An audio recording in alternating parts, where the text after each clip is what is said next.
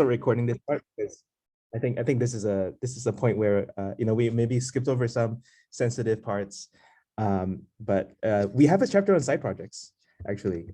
So I don't know if people have got to that. I'm just gonna skip ahead. Like we last time we skipped quite a few chapters ahead, but here we do have a chapter that's not so far away, and we have a discussion about what's useful. I think the discussion that we had before, you need side projects to prove that you've done work in that domain. And so and you need side projects to distract yourself or to try out new technologies. So it's just a really good way to test out whether or not you're a fit or whether or not that field is a fit for you.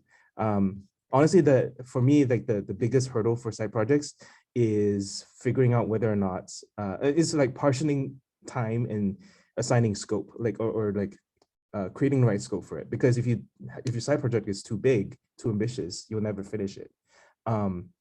And if you're busy all the time, you'll never get started working on it. So like I think kind of, to me, those are the mechanics of working through side projects. I see a bunch of hands raised. Who wants to go first? A quick comment from me. Yeah.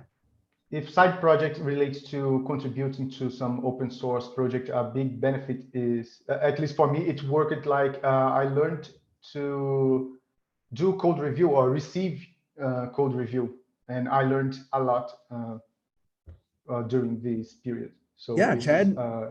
an awesome. Chad's been sharing his side project for Node.js, and I've been reviewing his code.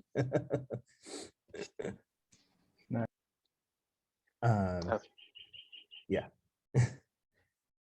I don't know. Juan, Chad, up to you. Oh, no, go ahead. Okay, sure, you can go. It's fine. I'll go next. No, go ahead, please. Okay, thanks. Yeah, so I remember in your book, you mentioned that, for example, doing side projects, which is what we're talking about right now, helps, building up that estimation skill. I think estimation is one of the hardest skills to master so far.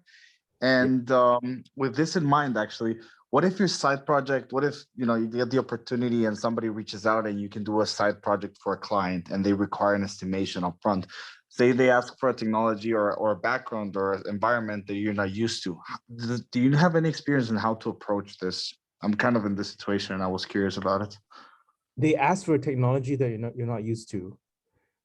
Yeah, it's a potential. They also allow, for example, me proposing something that I'm used to, but then they would like to see both the estimates in comparison to make a decision. Oh, okay. I don't know. Throw on like some multiplier. If your base estimation is 4 weeks, then throw like 1.5 times multiplier for new technology, something like that. Yeah, I've heard about this actually, and I've actually used it on, following Scrum, and it's actually really useful because even you tend to ignore like simple stuff like even meetings, daily meetings, stuff like that. So it always helps you, right? Do you have any resources or stuff that I can dig into more in depth on this, like tactics or approaches or whatnot? Not really, to be honest. Does anyone have stuff that comes to mind? I don't have any of that. I think it's just gonna be very project dependent. I almost wanted to say just do it. Like people are paying you to learn stuff, like why not? Yeah, no, I completely agree with you. I actually like if like given a choice between a technology that you know and a technology that they don't know, they are asking for it. Maybe like if that thing is at all interesting to you, like I would pick the new one just because I would be paid to learn the thing. And then I'll come out of this project with an opinion about the differences between the stuff that I'm more familiar with and the new technology. What is it, by the way? What people are asking for? Yeah. It's basically how do you call this? Kind of a local, I would say. I don't know if they require network stuff, but yeah, they want some apps, so they wanted to use Flutter, so they can both do iOS and Android at the same time. I've used Flutter once just for experimenting. It's not that bad, but when I was using it, people hadn't even the community hadn't even decided how to structure a project. That was pretty messy. So have you seen the stats on Flutter? The stats? Yeah. I haven't followed recent stats.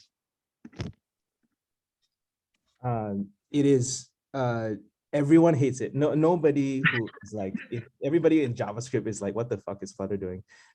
It's just going like this, and then all the other technologies, including React Native, are kind of stagnating. It is the most non-consensus technology bet probably in web and cross-platform today. So non-consensus meaning like people refuse to admit that it is doing well. Yeah. I don't understand as well. So I'm an investor in Flutterflow specifically to keep track of this. So Flutterflow is a low code builder in Flutter. You might come across it in your depends on whether you're working on mobile or web. But there's a generational shift as well. The older people are doing this stuff. The younger people are doing this. I don't know why. I really don't know why. It's a very bizarre phenomenon to me. But I think it is true that there are generational shifts in technology, and it seems like Flutter is doing a very good job of capturing the people who don't start with the previous assumptions in code. Anyway, now that you said it's Flutter, I think it's worth trying it out. Yeah, I agree too. In this case, it also depends on the team. It's more of a consulting thingy, so I would see what they also have to say about it. But I wouldn't mind going to Flutter. Honestly, my biggest problem is even if I go into Flutter, whatever I go into, how the heck do I estimate something that I've never done? If estimating stuff that I do, it's hard enough already, right? That's true. I think you do have to. Let me just share this so that you can see the charts that I pulled up. I think you need to have a sense of what you don't know, which is hard. How do you know what you don't know? And that's just a function of your experience. For this, you roughly know like the stack. The web stack. Build systems. Like version control. Like like a bunch of things. You just don't know a couple of things. For example, you don't know some specifics about the language. You don't know the ecosystem libraries that you would take for granted to do certain things. So there's a learning curve for those things, but like Flutter is a fairly cohesively designed ecosystem because Google. So I would not worry that much. Like if you had to switch from like this to, I don't know, like Rust, like natives embedded systems programming, that's more of a bigger switch than switching to something that maybe is a bit more familiar or closer to existing technology. I don't know. That's my quick take. It's not like I've done this a lot. No, but it does make sense. Like there's always stuff that I know and I don't know. I think the first step I'm going to take is actually separating that so I can have a better, idea. I was chatting with some Israelis yesterday. They had to re-implement. So we talk about OSI layers a lot, right? They had to re-implement their own TCP/IP stack because they had to make it. They could not use public internet. So this is like most of us are just here, the application layer, but he had to go all the way down to layer 2 and rewrite all this. So like it really depends. Like there's endless depth to the technology, and if you know what stack you stop at, then the rest are the same, and you don't have that much of a learning curve. The more parts of the stack that you need to unfurl, the more you're gonna have to take more time to learn it, I guess. Yep, makes sense. Yeah, in this case, I believe we're talking about high level layers, so exactly. I guess I'm gonna do that. Like to these guys, like we're just messing around in like the irrelevant part. Anyway, so no, I mean there's always layers on top of layers, right? So on top of here, there's like even more layers. Chad Stewart, you had a question. Thank you, John. Oh yeah, thanks. No, that was a really interesting question, by the way. Paid side projects. Who knew? Yeah, I need to get some of those. So you had mentioned this earlier when we started the conversation, but like, I guess my question is kind of like, what's a good way of kind of figuring out how much time you should dedicate to a side project, even if it's just more of a discussion? Mainly because it kind of comes from what I've been doing. I spent like 2 months on my project. And it was on and off, but it was still 2 months. And I really enjoyed doing that work, but it's still 2 months. And, I could have kind of put my head into other technologies. So I kind of wanted to just ask your, I guess your and the group's opinion on how long someone should just kind of spend on like on a technology or just on a side project? Does anyone have thoughts? I don't want to always be the. My opinion is keep up as long as you are enjoying it. The benefit of being a side project is that you can give up when it's starting to be boring. That is true. I think you want to ship though. You want to because if you give up too many times, you start to build the identity of a person who gives up on side projects, and that's not a good identity to have. It's healthy to be able to give up, but it's you want to ship. So if you're too if you're too loose on yourself, you'll never ship. That's rough as well. Yeah, I think it's also related to the chapter about being good enough. So if your side project, your original intention is to build something really big, you will be frustrated. But if you have a small deliverable, probably you will be able to ship something. Yeah. I like this thing about constraints. So Scott Young's MIT Challenge has a pretty nice section on scope, content, and mission. Pick whether or not you have pick some constraints on all those things. I like this constraint as well. Is your constraint whether or not you're shipping a new product, in which case don't be too adventurous on technology, or is it about learning a new technology and you don't really care about the product? Having both can lead to a lot of stress because you're trying to do multiple things at once. The other thing, I don't know where I put it here. I definitely have it in parts of the book, which is the idea. So I've looked at a bunch of creators and like how they ship successful side projects. There's one, okay, Alex Reardon. This is a new one. This one came about after I wrote the book, but I did post about it in the Discord. So this one. See, yeah, he has a so he has a side project that he took 2 years to ship, and he has a big family and a lot of other personal commitments, and it was a very impressive side project. This one is a lot of polish. Where is it? Anyway, there was check this out, and he has a lot of advice as well on how to manage that, because he managed this with like 1 day a week, just working on his side project for 1.5 years, or maybe 2 years. I'm not sure, but I really like this episode because it really covers a lot of side projects are kind of shitty, like nobody cares about them, but he actually shipped something really substantial. But by working on it over a very long period of time, that's something I cannot do. So he's one kind of person who's like very very persistent, and ships quality stuff. Like I know that whenever I see anything from him, I'm going to take a serious look at it, because he really does put a level of polish on his work. Whereas a lot of others, like I can't do that, because I need to have the feedback cycle, right? I need to know, I'll work on this for 1 to 2 months, and then I'll release it, because I need that feedback from other people in order to figure out like whether or not I'm on the right track. So I think it basically depends on people. So I'm just going to put that link. Yeah, domevents.dev. Thanks, Antonio. So very, very polished. Like you can use this for years, and so many people can use this, and it's such a useful tool, and it's technically impressive as well.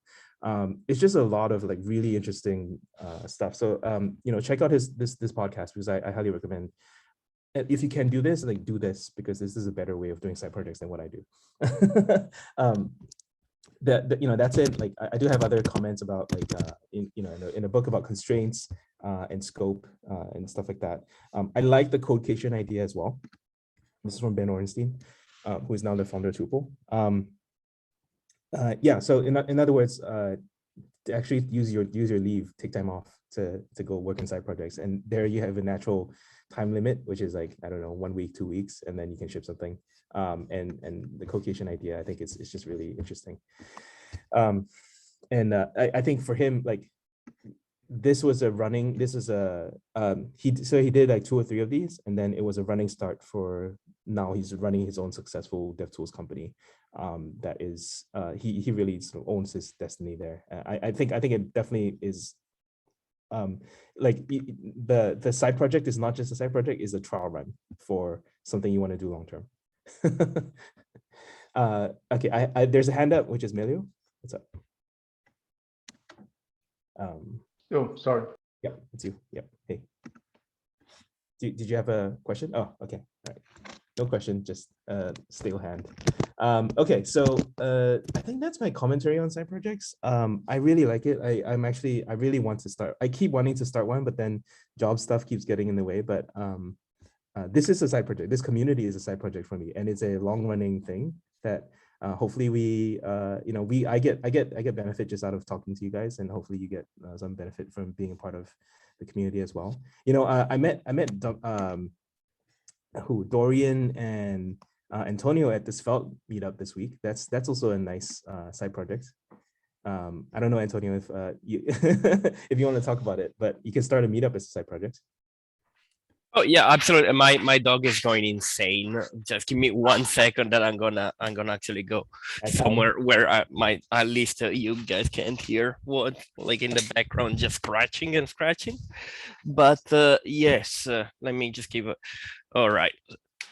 So yeah, we actually we've been like working running this now we just started rerunning the Svelte Society meetup in New York, which is a fairly fun, like it was a bunch of work to find all the location, get like I guess the advertising part is the hardest part of it, because that's my job. yeah, it's like usually it's the hardest, but yeah, like it is like I'm also running another thing, like I'm a co-organizer for Serverless Days here in New York, which is another one that is going to be pretty again, advertising is always the hardest thing, and like getting people to come to an in-person event after like the past few years is the hardest thing. But only doing that and interacting with folks, like inviting and getting familiar with the meetup environment was one thing that, for example, on my current interview was like a major thing, because like it happened to be that like my CTO wants to actually start sponsoring events, and the fact that like I even two in New York was like a major plus for him. Like he literally mentioned like I wanted to talk to you because of these things. And that was like not something, again, I don't get paid for any of these things overall. They're like a side project that I don't intend to like specifically turn into like a paying something, but like just the fact that I was involved into doing these things like did create a bunch of additional opportunities that otherwise would have been harder to just come up out of just sheer out of like, hey, I know React and I know how to do stuff. Like the fact that like there was like also like involvement in the communities and not specifically on the React was like a big bump, at least like for example in my current job, like my recent job opportunity. Yeah, totally. Nice work on that. Dorian, you had a good hand raised. Also, that's that's a nice photo, Dorian. I was just gonna say, I think the meetups are definitely a big help, especially now with a lot of people working remote. It seems like it's one of the few opportunities people really get to interact with other developers, and being new to the scene, it's cool to just be welcomed and, you know, learn new things. So I'm really glad that you guys are hosting it. Yeah, totally. You guys are making me think of something that is pretty interesting. So I'm gonna start. I'm gonna share this in a little bit. Actually, I'm just gonna share it now. Okay. Let's see.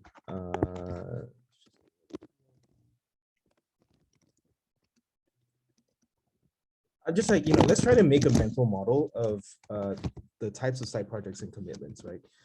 So we can just say like, let's say 30 hours. Something like that. Okay. So, let's say something like this community for me is a side project that is 1 hour a week for an indefinite period of time. I can just do this forever because like it's very low commitments. Like I just keep uploading videos, schedule a topic, and get people on board. Maybe organizing a meetup, maybe it's 2 hours a week or maybe 2 hours a month, depends on how frequent you want to run that meetup, right? But it's still indefinite. It means you have an indefinite commitment to building this thing. But over a number of years, you're going to have a reputation as someone who does this, right? And people like that. People like to work with people who know how to run things for a very indefinite long period of time. But sometimes you may want to not have it be indefinite because then there's no end. And you're kind of stuck. You're just building up commitments over time. And it doesn't really release you to do other things if you lose interest in something, right? So instead of indefinite, you might want to time box it to, let's just say 1 to 2 to 6 months. I do think on a monthly basis is better than like a yearly basis, but I did just tell you about Alex Reardon, who did it for 2 years. Anyway, 1 to 6 months is an average, but you work on it for 10 hours a week. It's a bit more commitment, but you do have an end date, end goal in mind that you should say, I'm done with this. I can move on to something else. 10 hours a week. Why 10 hours a week? I actually looked at a lot of people who do shift side projects. Some of them, they do 2 hours a day before work. And that actually helps them to ship something substantial, right? So I'm not talking about people who are maybe like not that serious about their side projects and they just abandon it after a while. Like the people that I study who do this tend to allocate a significant amount of time. But 10 hours a week is not a lot as well. Like you probably spend that amount like watching TV or something. I definitely do. But like I think it's interesting. If you can't do 2 hours a day, I think basically spending the 10 hours on a Saturday or a weekend probably also makes sense.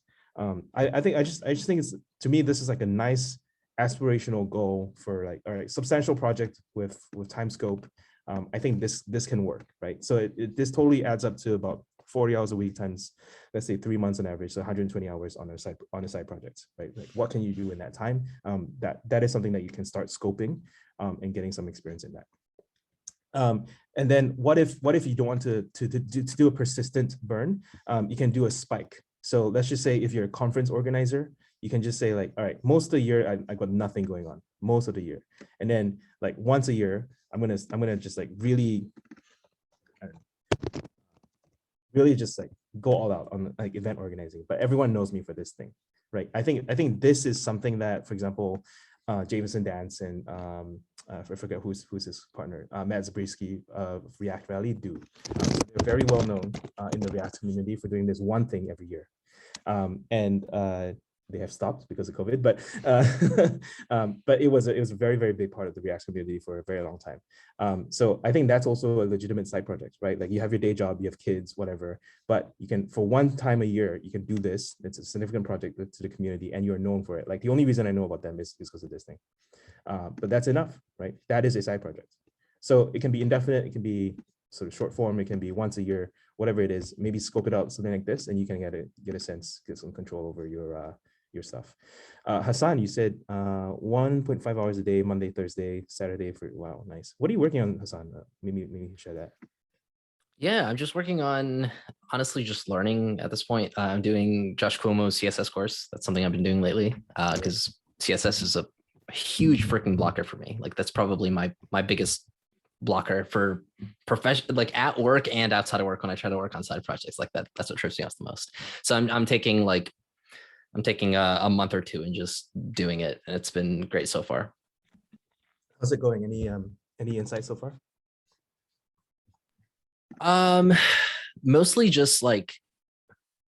Mostly that like with CSS, you really need to understand the mental model more than if you were picking up a different language. Like if I was picking, so that's something I've really tried to internalize. When I want to learn TypeScript or Rust or whatever it is, like I'm not going to be taking like a huge course like this. I usually just dive into projects, but yeah, with CSS, if you don't have the full mental model, it trips you up. And from what I've heard, for a lot of devs, even experienced like senior level front-end engineers, like that's just a thing that trips them up for their whole career. Whereas like I want to drill down and be like, okay, I really know what I'm doing. I really know what I'm doing. And it just, to me, it's like when things click for me in CSS, it's just it changes everything. It gives me more motivation for my side projects. It makes me more excited to build things. Yeah. So that's what So, I mean, I agree. What you're seeing me search right now is my recommendation for CSS books. So this is how I learn. But I fully agree that it is true, right? Like if you keep getting tripped up by it, it's because you don't know your fundamentals well enough, right? And you could spend the next 20 years always Googling when you don't know stuff and then doing trial and error, or you could spend a dedicated 1 to 2 months learning the thing well and then not having that issue.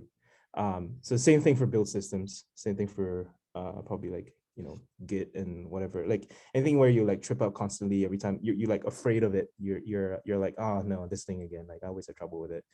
That's a sign that you can probably set aside some time to learn it on a dedicated basis. I have another CSS book. So CSS Secrets is really good, but these are more like just advanced CSS tricks that teach you something along the way. So this is from Leah Vero.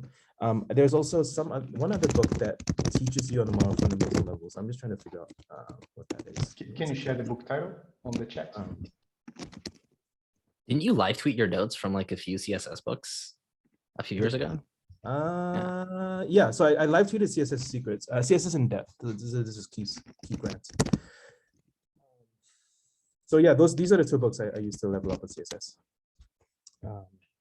It helped that my company had basically an unlimited book budget, so we could just go and get these books and read them. So I live tweeted.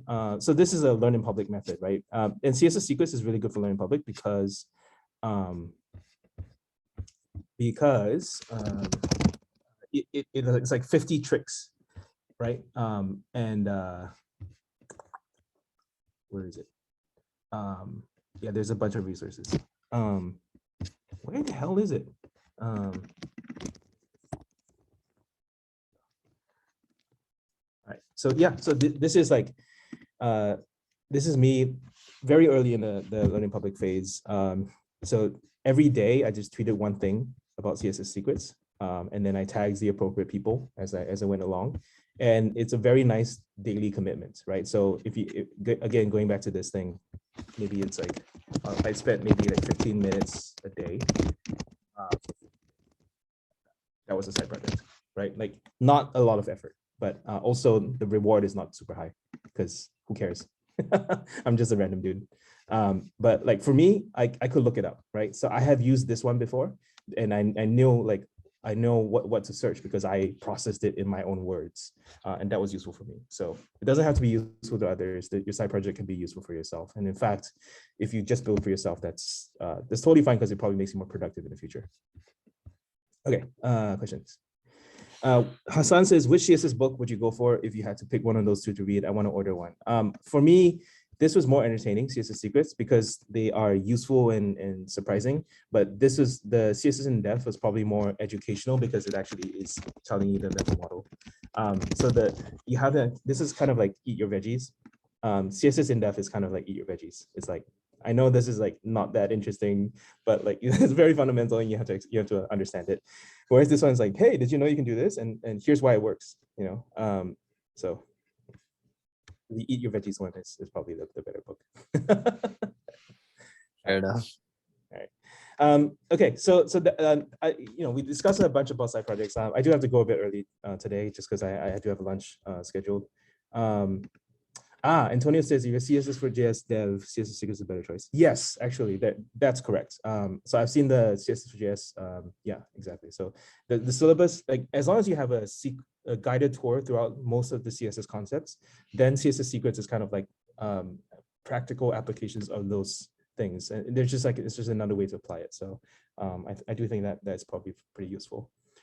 Which also means, by the way, like, this kind of dual approach helps in learning anything. So like if you have other domains that you're really interested in, you can write the book for that, which is like the CSS Secrets version of it, and then the manual version of it, or like, the authoritative guide. That's also a fun side project. Anyway, but yeah, this is a fun chat about side projects, I guess. I can share like, the side project that I really want to do once I like figure out like I settle down in life, which is never going to happen, is like a new CSS Tricks, like CSS Tricks for developer tools people, for DevRel and for dev experience folks. Essentially, I have a lot of friends who don't have time to blog, but if I ask them to guest blog, they will blog. So like, yeah, I think basically like the leveraged form of a personal blog is an industry blog where it's focused on one concept and you just get people to contribute to it. This is a side project. Oh, this is fun.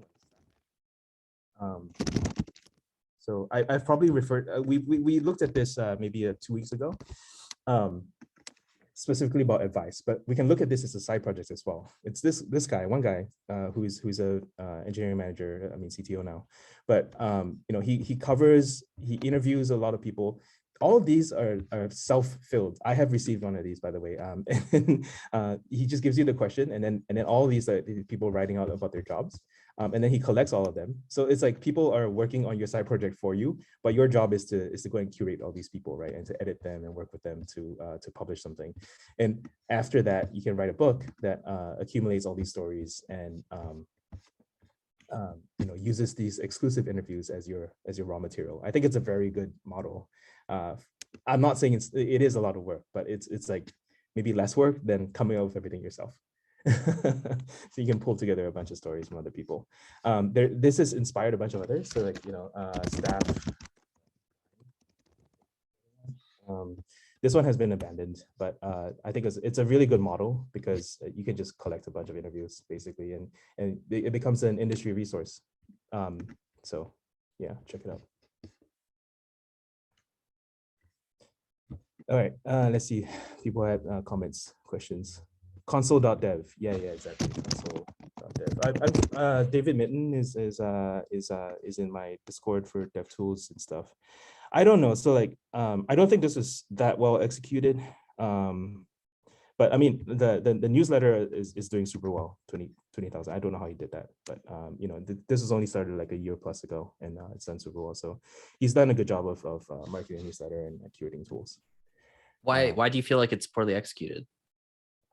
Oh, because like it's not that useful to me. That's all. Like he has like a pick of the week, and then he like gives you a little badge. But like I don't come here to look for tools. like I can see, okay, if I'm a designer and I want to level up in my career, I'm actually going to study this, right?